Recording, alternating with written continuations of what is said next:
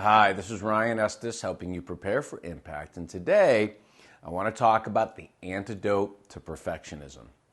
So this week I was in a conversation with a Fortune 100 company. A client and the executive stakeholder offered a very vulnerable share.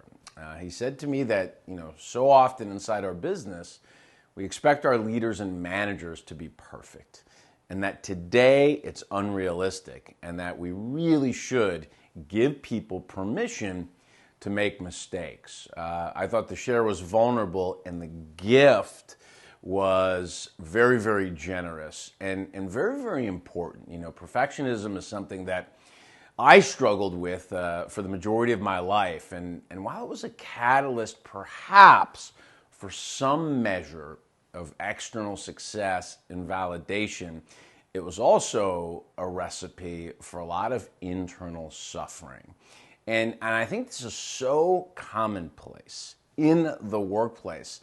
And I want to offer a prescription or an antidote to perfectionism. I'll tell you how I dealt with it. The first thing I did was I really tried to stop comparing myself to others. Comparison is a sure recipe for suffering. The only person I'm comparing myself to today is the version of who I was yesterday. And if I can make a little bit of incremental progress, that's what I'm focused on, progress over perfection.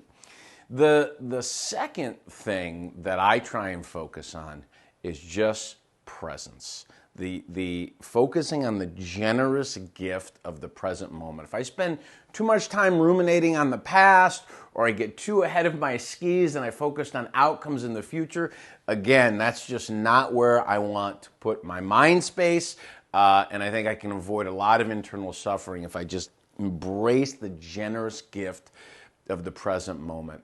And then the third thing is I'm doing a much better job of giving myself permission to make mistakes. When I look back over the course of my life, it actually is true that some of my biggest setbacks, mistakes, challenges, and adversity were actually defining moments or the catalyst that allowed me to learn, grow, advance, move forward, and become more of who I'm capable of being.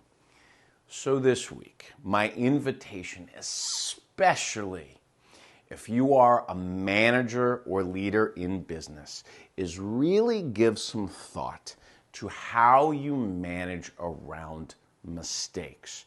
Do you embrace failure? What's your relationship with mistakes, both the people around you, and then what's your own internal dialogue when you experience a misstep or a setback yourself? And I think if you work with that, it'll mitigate your own perfectionism and allow you to experience a lot more peace. This is Ryan Estes helping you prepare for impact.